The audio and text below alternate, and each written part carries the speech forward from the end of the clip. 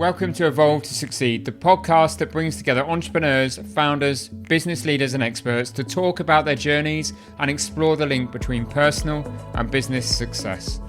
I'm your host, Warren Munson, founder of Evolve, a coaching, training and development company focused on enabling business and personal success and creating a community of like-minded individuals.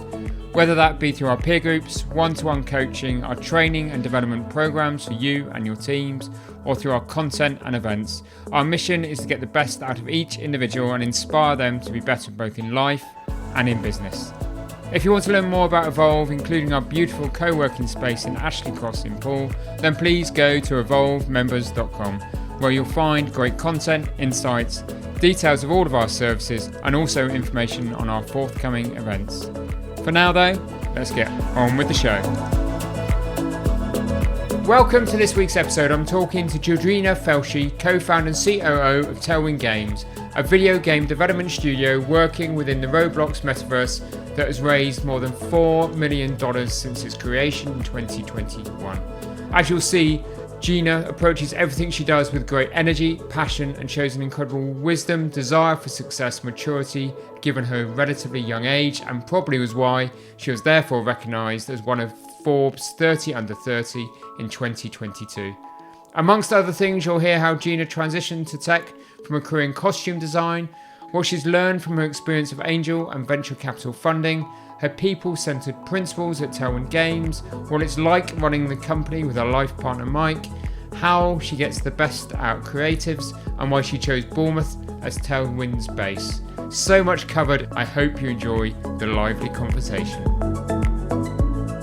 Welcome, Gina, to the Evolve to Succeed podcast. Thank you for having me. I'm really excited about our conversation today. We're going to talk about the business that you co-founded, Tailwind Games. We're going to talk about how you've raised money in both business angel and venture capital funding. So we're going to talk about that. We're going to talk about what you think the future of technology is in the gaming world. Ooh.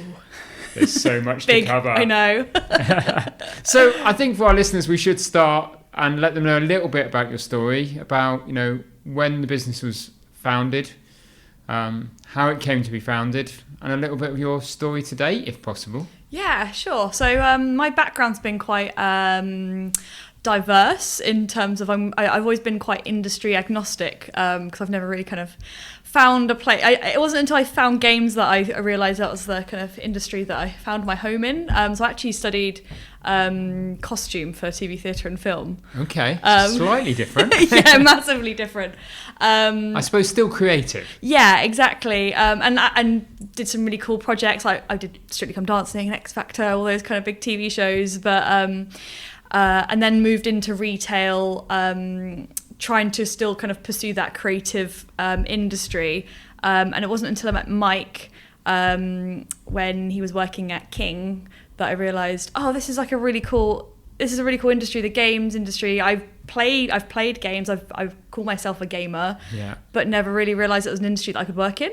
Okay. Which was amazing. And I think all that the thread that's kind of drawn me through all of those different industries has been my kind of passion for facilitating and nurturing creative people. Okay. So those are the kind of roles that I've always adopted, and the role I found myself in games was typically an operational role, supporting either the leadership or designers, and just kind of alleviating all of the really boring operation work, and kind of facilitating the creative process. Yeah. So letting the creatives play and create, I suppose. Yeah. But the beauty of, I'll jump ahead a little bit, but then we'll come back. But the beauty of founding my own studio is now I'm able to kind of dabble back into that creative process. Okay. So I kind of let myself have a bit more free reign. When I met Mike, was like, wow, this industry is amazing. How come I didn't know about it before? I think the industry's always had quite a high barrier to entry. So it wasn't until we met someone off of Gumtree when we were buying an Apple TV, and he worked at Rovio, that he was like, oh, we've got a role open, why don't you apply for that? So I did. Wow. Got the role. Serendipity. I know, yeah. Became operations manager of Rovio, their new London studio. They were makers of Angry Birds. And then that's how I got in. Wow. So how many years were you in the gaming sector before you and Mike started? So Tailwind? I think I'd only been in the industry for, I say only, but I don't know, but about 3.5, 4 years. Okay. But Mike, at that point, he was like 15 plus years because he started from the ground up. So he'd gone through like the QA tester through to design and became like his own design consultant company. And then at the end of 2020, we'd both been made redundant. And all through kind of our kind of time together, we'd wanted to build something for ourselves. I was going to. One of the questions I normally ask, and do you think you were always destined to run your own business and do your own thing? And would Mike say the same? I feel like if you'd asked me that question 5 or like even like 5 years ago, I probably would have said like no. Who am I Why would I do that? Who am I to be running a business? What do I know? But I think I'd been made redundant in the industry twice. And I think part of it was like, do you know what? If I'm going to get made redundant again, I at least like a little bit of control over it. And the opportunity that of Roblox was just it felt too good for us to miss, and we felt like we had the perfect expertise to really kind of grasp that opportunity.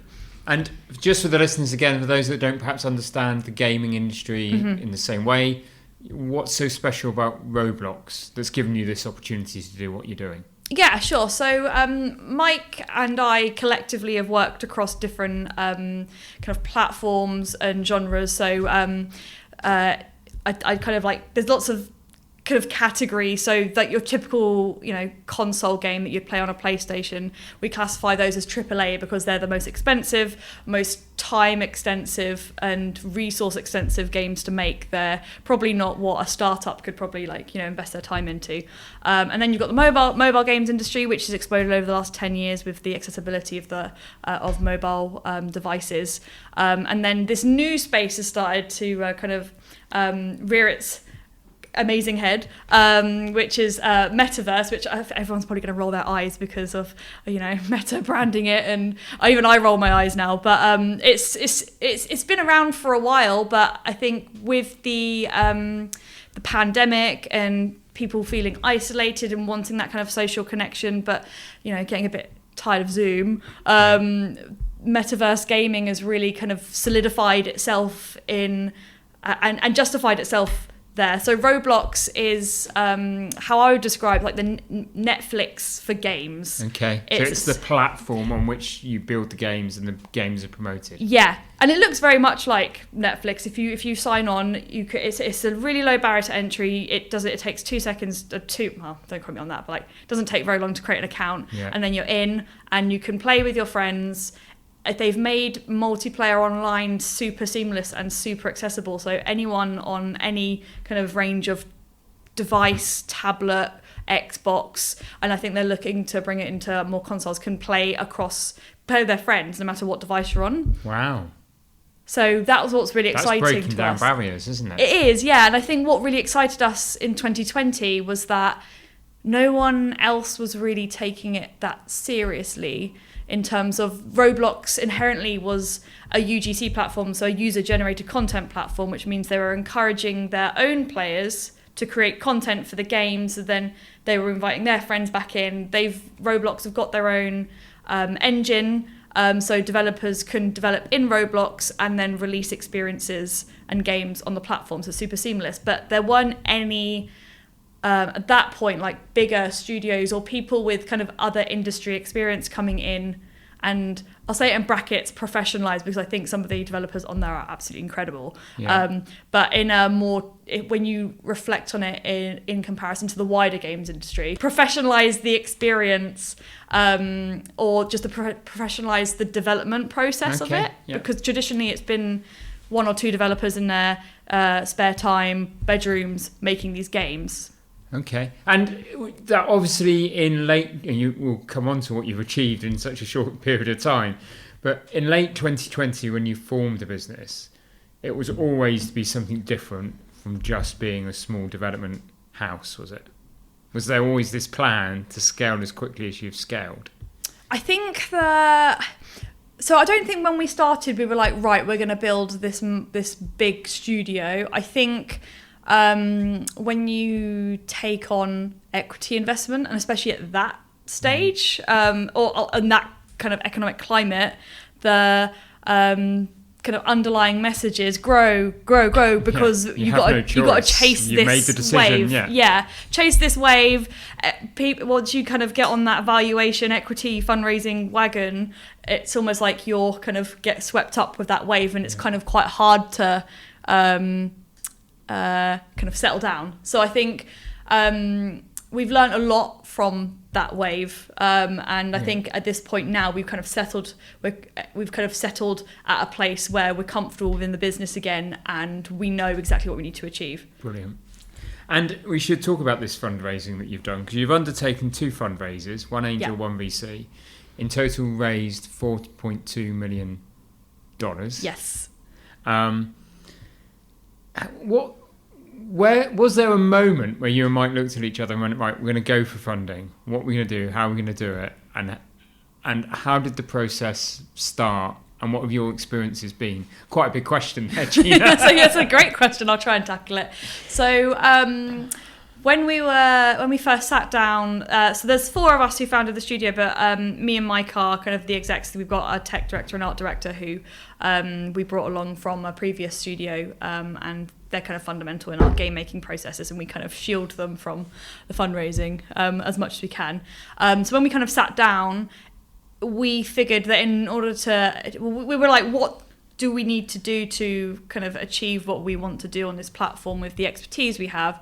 And none of us had the appetite nor the funding to be able to self-fund. We'd just come off of the Roblox accelerator program, so they'd given us a grant, which was great. So we kind of had already had our prototype. We were like, we really believe in this. Let's kind of shop it around. Let's see what people think of it. And I think Mike updated his LinkedIn just to say, like, CEO and co-founder of Tailwind, and someone who'd been watching his career for a while reached out and was like, hey, I just started a games syndicate, a games fund syndicate, and we'd like to kind of pitch you to these guys. Wow. And he's great. He was one of the first angels to kind of bring it, commit a ticket.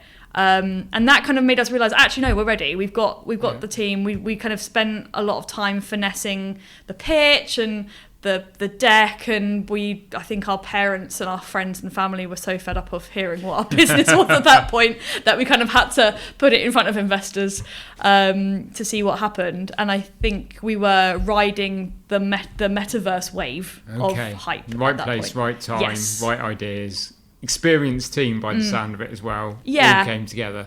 Yeah, I think we definitely benefited from that hype, but also I'm not going to sell ourselves short. Like, we were great at that. We were really great. We have a great team, and we have still got a great vision, and we still believe that we're perfectly placed to achieve some really great things on the platform.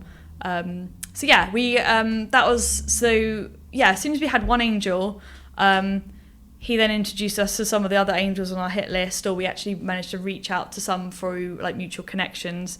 Warm intros are, I'll bandy this around until I'm blue in the face, but unfortunately still it's warm intros are kind of gold dust for raising money, because it kind of makes sense, and it's like someone's far more likely to take a call from someone who's recommended that person because they get so inundated with cold outreach. It's that trust thing, isn't it? We trust people, and people by people, and people look at opportunities because they trust the person that's passing it to them. And an angel has less kind of resource for deal flow than a VC does, so they do rely on those warm intros. So anyone listening who is fundraising right now, I'd highly recommend that if you can get warm intros. And they do sort of hunt in packs, don't they? They do, yeah. As soon as you get one, that's that validation there, and it makes it a hell of a lot easier to connect with their connections and make things happen, and just sell it and just pitch as well, because they at that point they're probably 30% already in, and you're just kind of pushing them over to that.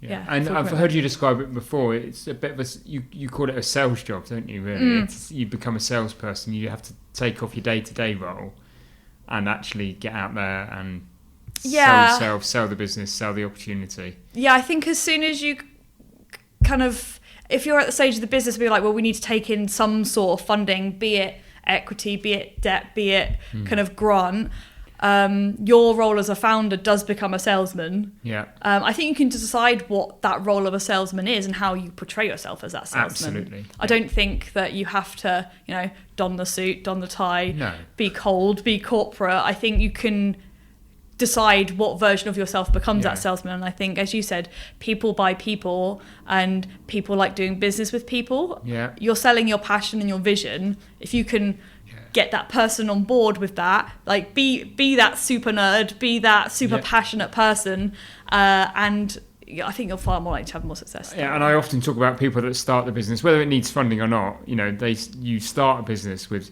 focus, passion, and belief, don't you?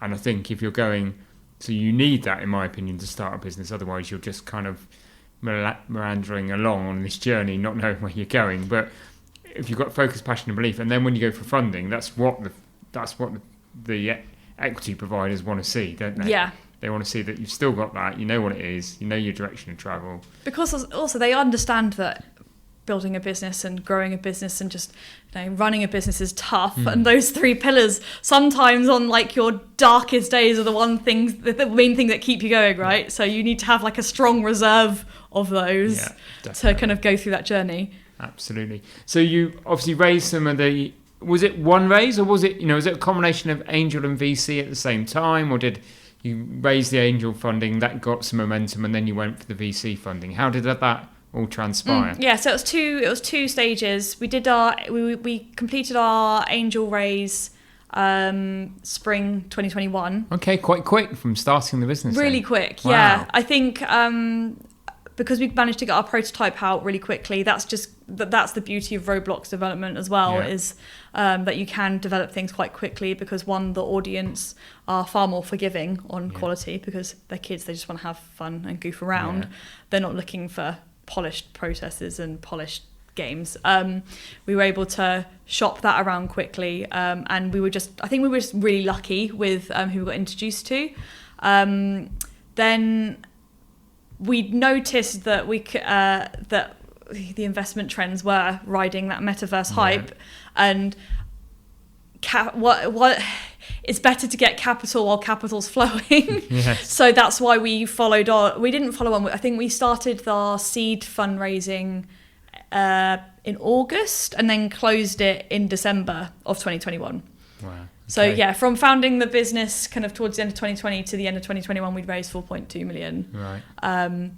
Which was great. It meant that when the economy did start turning, it meant we did have some reserves, and we were able to pivot enough to make sure the business kind of survives these really tough times. So you can stretch that funding and make sure that you can deploy it in a way that makes the business sustainable. Yeah. And what has been your sort of biggest challenges you've faced in the last, sort of three years? I think it's learning that, like we said, like investment trends are fickle. Yeah. And that no.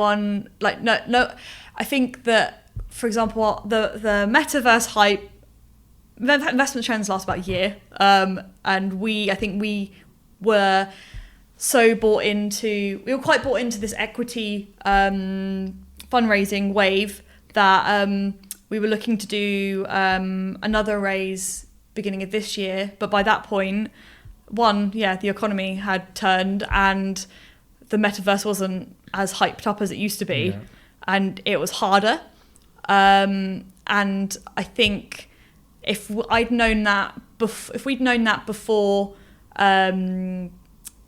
even like last summer before we were starting chasing money, I think we would have made some different decisions in the business. I don't think we would have grown as fast. Okay. I think we would have been a bit more sustainable with our growth because we have had to cut back with our team at the beginning of this year just to be able to survive. Which is a tough thing, isn't it? It's really hard, and they're incredible people too.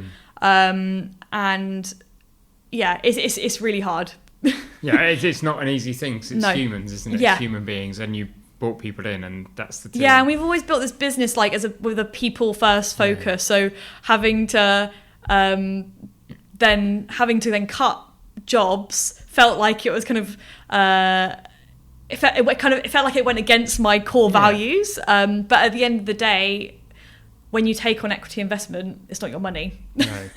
True, isn't it? Yeah, and you kind of have to have this kind of hardened approach to running that business at that point. And ultimately, all these people that we did have to let go have found all incredible jobs, which is great. It's good. It's the bits you need to watch out for, isn't it? Definitely. Yeah. And what sets Tailwind apart then from other games studios? You know, we talked about Roblox, but there must be other Roblox studios out there. You know, first to market must be one of your advantages that you had, or relatively quick to market. But what sets you apart, do you think, from other game studios? That's a good one. I think our USP on Roblox is the way we run our studio. Okay. We are still very people first. We run a 4-day work week, for example. Okay. Which our team love, we love. Which that's kind of. And as founders, do you still do 4 days? Okay. Maybe 4.5 on average. But it's better than the normal 5.5 to 7. It's different though, because I think as a founder, it's harder to switch off and it's your baby, right? It's 24/7, really, isn't it? But it definitely does when you're, feeling like a little bit of burnout. You're like, oh, do you know what? I can work a 4-day week. But it's all down to that people-centric kind of approach that we're going to look after our team as much as we can. For a startup, we're quite operationally focused in terms of how we support our team, how we run our processes, and I think in this climate, especially with a startup as well, like retention of staff is key. We've actually had we've just got really great engagement because of that, because we let our team have a lot of autonomy about over the kind of creative process, which is something we've only really recently, since January when we did a strategy pivot, we kind of let our team have more freedom with the games, and they've been churning out some incredible stuff. Okay. Which is kind of hard as founders to kind of, it feels kind of counterproductive to almost like relinquish the reins, but I think it was more important for Mike and I to establish what our overarching strategy was, get the team's buy-in for them to go and do what we hired them to do best, and then we're able to just kind of guide them at key points, and they've just been producing amazing stuff. So I think, brilliant. Yeah, that's our USP is like we sounds really kind of like obvious, like what every studio cares about is people, but I think we actively do. It's interesting, isn't it? Because but it sounds like you're doing all of the things, the 4-day week and everything. A lot of businesses say they care about their people, don't they? But sometimes it's just words. Yeah, I think for us as well, in comparison to some of the other founders that we talk to, we trust our team a lot more with the information that Mike and I as founders get. For example, Mike was at a conference last week, and there was another founder he was chatting to said that, oh no, I would never tell my team our runway. And we were like, why not? Like, we want our team to feel, if you want to get your team's trust and buy-in, then we're trusting with that information. If they decide, actually, I'm out at this point, this is too risky, then that's just, they're not right for the business at that point. I would never want to blindside or kind of withhold information that could affect other people in the long run. Yeah, and it's that engagement piece, isn't it? Yeah. People are getting the start of that journey to get people engaged, is to tell them and share your vision, your values, where you're going, you know, what the direction of travel is, and people need to buy into that. And if they don't buy into it, they need to self-opt out, or you need to manage them out. And great ideas come from anywhere, right? So if we give them the information of what the challenges our business is facing, and how we're trying to solve it, if they've got an idea, then we're more than welcome to hear it. Like Disney used to bring in every single member of staff in to review their films, right? Like even like like some of like the janitorial staff would come in, and I think that's how some of I think it's how Finding Nemo kind of came about, because that's like some of the feedback. Yeah, and I really believe in that. But I think with that, you need to equip them with the right information first and the right data to be able to make those decisions. Yeah. If we don't, I would never just go, right guys, we've got 6 months runway left, because they don't know what to do with that information, right? Yeah, no, definitely. And I suppose that's it, isn't it? And in terms of your role, and how do you split? Because you and Mike are life partners as well. Yeah. how do you, and I'm always intrigued by that, you know, people who start businesses with their other halves and the journey they go on together, you know, and how do you split responsibilities between you? And do you know, any hints and tips on people that are thinking of starting a business with their other half or are in business with their other half, and how you've made it work? Yeah, of course. So I think from the get-go, mine and Mike's expertise have been quite different anyway. So it's enabled us to kind of take, like, there was never a squabble over, you know, who's going to be CEO and who's going to be what, because your skill sets were so defined yeah, from your and previous it makes roles sense and for someone who's experiences. got 15 plus years experience in game design to be leading a company that is designing games. Yeah. I have no ego over that. Like, I know where my expertise lies. I think that our backgrounds kind of dictated our roles. It doesn't ever mean that I could never be a role like that, but I think at that point we knew exactly what our investors were going to look for. Yeah. We wrote ourselves job descriptions, and we hold ourselves accountable to those. We review them every quarter. Like, it's very strange sitting down with your partner and doing very like grown up, a quarterly review. But you kind of have to have that kind of distinction and cleanliness between yourselves as working colleagues and then yourselves as kind of, I'm not saying that it's always that way. Like, we do have arguments about stuff, and sometimes we're like, no, this is about work. We need to actually be you know, Mike and Gina outside of Tailwind, because otherwise it just becomes too blurry. But I think having set spaces, because we work from home too, so we've got, like, my work stays within my office, his work stays within his office, and if we want to talk about something about work, we'll go into that office. At least there's that room distinction. So you've got boundaries that you've created to make it work. Yeah, because I think it was beginning of this year where the boundaries are so blurred, it just felt like we were losing kind of our identities, and our identities were what fueled our passion for this business anyway. So, but I don't think I could build a business with anyone else. It's the we just move so fast because we're always. I know it doesn't sound very healthy now, but like, we're always together, which means that we're able to just chat about things, and we're able to have those really honest conversations, and be really frank with each other, and know that it comes from a place of, you know, well-meaning and it sounds kind of cheesy, like care and love, right? Nothing cheesy about care and love, is there? Oh yeah, sorry, it's really cheesy. I love my partner. But I think if I'd starting it with someone maybe who I only worked with for a couple of years, I think there's still that kind of ramp up time to really trust particularly, that person. I suppose, at the speed you had to do it within the gaming industry. Yeah. You had to have that point of trust and that understanding very quickly and strong relationship, don't you? I mean, in a lot of other industries, you get that. You might start a business with one or two other, you know, people, and you co-found, and you don't normally need to raise money as quickly in other industries as you do in yours. So you build those relationships over time, don't you? You make them work, and then you go, right, we're going to scale now. Let's go get debt, get equity, get grants, get whatever funding we need to scale. But that couldn't have worked in your industry, could you? And so your strength in probably part of your success must come down to that strength of relationship. Yeah, and the speed in which we can make decisions as well. And I think for the last first 2 years of the business, Mike and I were trying to protect our other co-founders from kind of the other parts of the business that they don't. We wanted them to focus on the games, but we actually started integrating them into the process and the conversations at the beginning of this year, and it's actually been incredible because it means that Mike and I have other people we can talk to about things who understand our business as we do, and are able to kind of give us different perspectives on that. So I would definitely say that just trust people a bit more, even if like there's some educational ramp up on that. It's really valuable to have more diverse thoughts and thinking, because, you know, Mike and I probably at this point think the same. Yeah, that's true. And has that diversity increased in terms of thinking, ideas, with bringing, you know, you've talked really openly and positively about the angels, and you know that they are from the gaming industry. You know, they've been sort of stalking Mike, and kind of then were there to support him when needed. So there must be a strong relationship there, and I'm sure you get support and advice.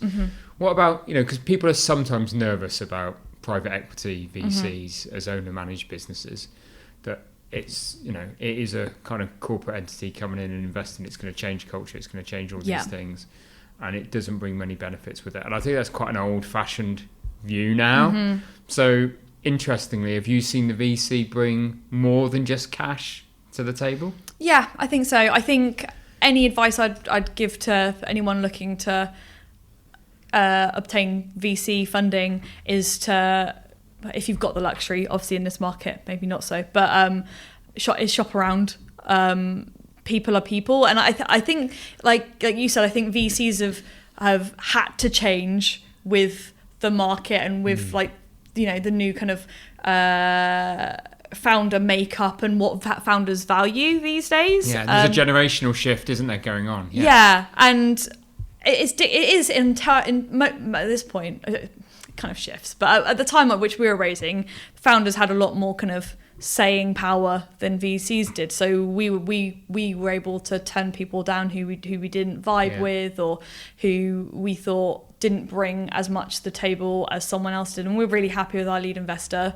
We don't do, I think anyone who gets particularly scared by, you know, like, I think people think that when they bring on a VC, everything becomes more formal. Like you have to do board meetings and minutes and that kind of. We don't do that. We just have we have a fortnightly catch up with them, and it's really informal. So they've just brought their own governance, their own way of governing, kind of, and changing, but not really formal and corporate. Yeah. Because I think at the end of the day, like, they just want to make sure that they're doing right by you, because they then have to go and report to their LPs how their portfolios are doing, and ruling by an iron fist is probably not going to be the best way to get their return on investment quicker, right? No, and in the creative sector in particular, which is, you know, different. I suppose all sectors are different, and I suppose that kind of leads on to you talk about, you know, one of your strengths has been to understand over the years, to understand the creatives, you know, and get the best out of them by supporting them. So, you know, and there's lots of businesses out there, you know, even, you know, firms of advisors, you know, that do hire creatives in this day and age because it's needed within every business. So have you got 2-3 tips that you'd say are good tips or how to approach managing the creatives within the business? Yeah, sure. I think you have to kind of allow time to just, I think I always just take it as like a people-centric approach, right? Like it's yes, people's thinking might be different, but at the end of the day, your goals are still the same, but your processes don't have to be. I think people who kind of stick to like, we've laid out this process, you have to follow it. That's not going to work for everyone. That's not just either creative people. It could be people with, like, you know, neurotypical thinking or neurodiversity, and we've got quite a lot of neurodiverse people within the team, and we've had to change the way in which we work, especially working from home. We've had to really think about what's the best way of communicating, and I think it's just making sure that you're agile enough to be able to get the best out of people. If you've got quite a high turnover of creative people, the problem probably isn't the creatives. It's probably your processes, and your ability to make sure that you're kind of creating a space for them. Obviously, I know that you know, business is business, and we've still got and there's only so much like resource we can invest into that, but I would definitely say that you know, flexibility is key, and communication styles, being able to adapt to different treat people as individuals styles. I suppose, and understand their needs, and that, as you say, applies across the board, doesn't it? And we have people who, for example, don't want to turn on their webcam, and that's fine. It might feel a bit weird at first, but they don't need to show their face to do good work, right? Like, some people want different working patterns, and that's fine. As long as for us, it's like, right, here are the core hours. As long as you get your work done within that time, we're not going to try and say, well, no, we think you're most productive 9 till 5. If that's not someone's productivity time, then just allow that flexibility. Perfect. Brilliant. We should probably talk a little bit more about the technology in the metaverse. And so, you know, we talked about you specializing in the metaverse gaming world. You know, how do you envisage, I suppose, the evolution of that metaverse world in the next, I was going to say 5 to 10, but that's probably too long a period. That's a big crystal ball. Tomorrow. How do you see the metaverse applying more into the way in which we do things? in the next 3 years? That's a great question. I think there's a lot of kind of visions for what I don't like to I call it the metaverse because it's easier, but it's more like there's metaverse spaces, because I think the way I see it, the way the world is, for everything to become truly decentralized, then no one can own it, and that's just not capitalism. Yeah. That's not gonna work like that. And I think there's a lot of like metaverse purists who are like, it's got to be Ready Player One or nothing. And if I'm not hooked up to a rig and I not immersed in it through like virtual reality, then that's not a metaverse. But the way I see it is, it's like different flavors of metaverse spaces for different communities to come together, similar to how people come together now, but in more interactive ways. So, for example, take a Discord community, maybe that becomes more, maybe Discord integrate more kind of 3D interactive spaces. Maybe a Reddit community becomes more kind of engaged in a more 3D space. I think that's the way I see it. I don't necessarily believe that the metaverse has to incorporate like things like VR, for example. I still think that VR has quite a high barrier to entry, whereas I think the metaverse needs to be as accessible as possible. Accessible to all. Yes, yeah, and that's part of the reason why we love Roblox, is because someone with a beat up iPhone 6 can still play Roblox. Yeah, so they can still participate. They can still be part of that community. Yeah. And what do you think some of the dangers? Feels like I'm having an AI conversation here, but in terms of the metaverse, there must be some hesitancy or dangers or things that you think could, disrupt. And where do you see those risks in terms of the metaverse? Yeah, I mean, it's definitely about like regulation and moderation of these spaces. I mean, if you're allowing millions and millions of people to interact on a daily basis, I mean, it's the internet, right? Like, I think since the day the internet was born, there's been problematic content. But obviously, when you're then allowing users who may not understand problematic content, that's when you need to have more investment in moderation. And I think Roblox doesn't always get it right, but they've definitely got a really great moderation team, and they definitely really care about their users. And I think that as they're trying to age up, the big risk for them is how do they maintain their core player base, and how do they keep them safe whilst they're trying to encourage older users, the kind of some of the age groups that they're targeting may not be engaging in like as wholesome content as found on Roblox. I think it's about very tactfully put. I think it's about safety for youths coming into youths. I sound 80, but the younger generation coming in, they're definitely a lot more savvy than we are online. But sometimes maybe not as savvy in terms of trust, because maybe they're a bit too trusting online. Okay. And so it's that moderation piece, and I suppose that's the piece where you trust in Roblox to do the thing. You put your games on there. Well, and also developers can. We've been reporting content that we see on there as well. So, as a kind of a community-driven platform, the community has to also be engaged with that moderation. Self kind of administer self. Moderate as well. Yeah. And in terms of where you see future tech, we talked about the metaverse, and the metaverse, I suppose, is this wide, big scope. It's a big kind of thing in itself. But where you sit down with your fellow founders and you talk about the future of Tailwind, are you looking at other technology, other things that are happening? Yeah. And what does that look like for you and Tailwind? Yeah, no, we don't. We're investigating, for example, the Fortnite creative engine at the moment, which is really exciting because that could open up a whole new, not just revenue stream, but also like player base and kind of different gameplay feel to Tailwind. That's really exciting because it's, again, another platform which has really reduce the barrier to entry for studios. So I think it's going to allow like platforms like Roblox, like Fortnite, and I know that Lego are currently working on something which is really cool with Epic. I think they announced that a couple of years ago. I think I'm always about accessibility and really lowering that barrier for developers to come in, because there's like these massive game studios out there that have all of the funding in the world, but I think the people that create the most disruption are the small 4 to 20 people teams who are able to move far more move with agility and disrupt the space. And I think the more platforms enable creators to play with their tools, that's going to happen. And I think it's also going to be incredible because it's going to allow like more people who may not have had access to game development before to create content. To get into the industry. Because there's such a diversity problem in the industry. It skews heavily male, and it skews heavily educated, like highly educated, in terms of like university degree as well. So there's still quite a high barrier to entry to the games industry, even though we've got, I think, like, I can't remember the figure now, but we've got a lot of jobs open and we can't fill them.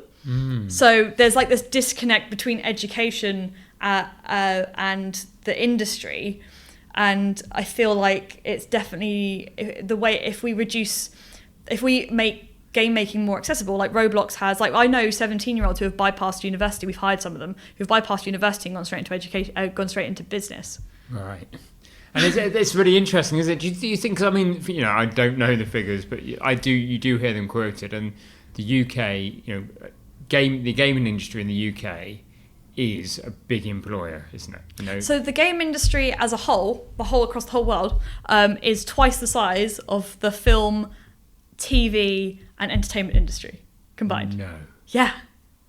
What a scary Everyone stat. plays games though, don't they? Yeah, that's like true. Even like puzzle games. Like I know some purists out there would be like, no, unless it's Halo, it's not a game. But like puzzle games, everyone plays games. And most people have at least one game downloaded on their mobile. Yeah, definitely. Even if it's Tetris. Exactly. So yeah, it's huge. Yeah, wow. And it is huge for the UK. But do you think there's a disconnect between the importance of the industry then and therefore what's happening in the educational sector? Well, I think it still gets a lot of bad rep, doesn't it? I think a lot of parents, for example, and quite rightly, because if all you see is your kid looking at a screen and you're like, it's a beautiful day out there, go outside and play, but not maybe understanding that they are gaining some skills from that game, like coordination, teamwork, like kind of that game design. That's the kind of metaverse piece coming in, yeah, isn't it? and I think I think it's that connect and education piece between kind of where jobs are going to, because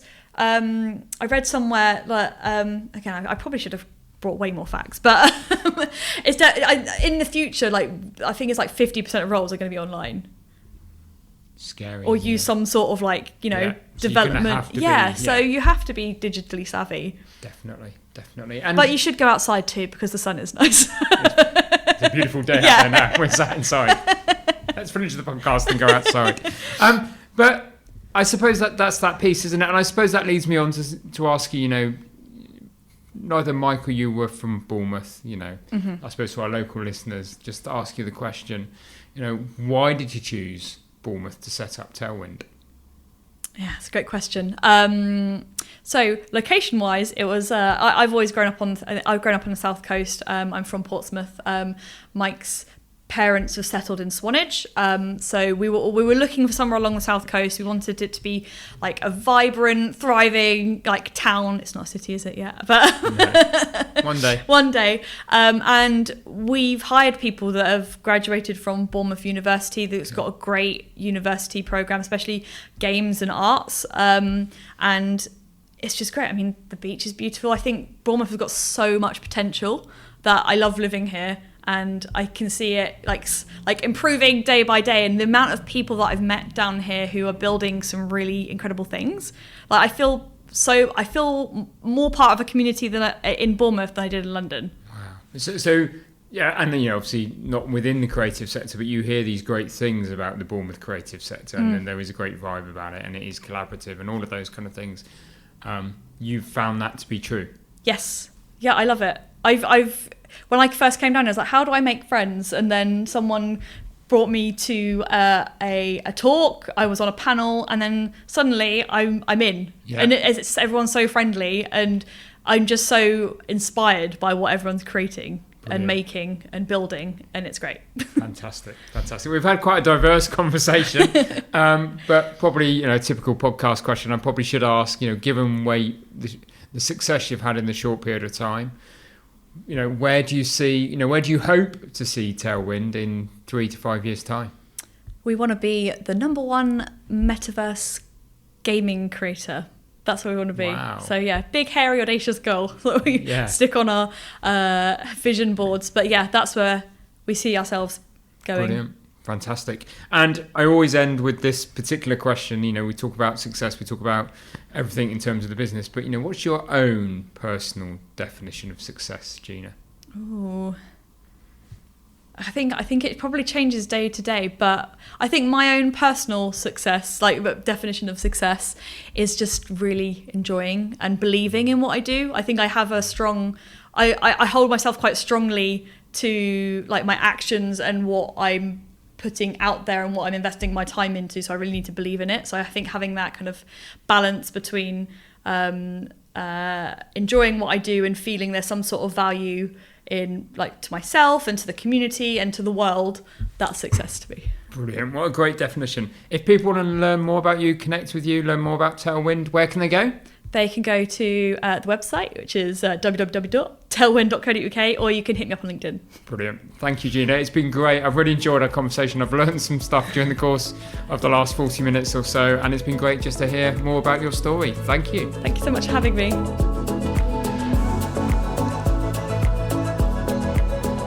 Thank you for listening to the Evolve to Succeed podcast. My hope with every episode is that you've learned something new or heard something that challenged your way of thinking and further motivated you on your path towards becoming a more knowledgeable, informed and inspired individual and business leader. If you enjoyed this episode, then please help us by rating, reviewing and subscribing. We really value your feedback and would love to have you along for future episodes. And please don't forget to learn more about Evolve by going to evolvedmembers.com. Thank you for listening. See you next week.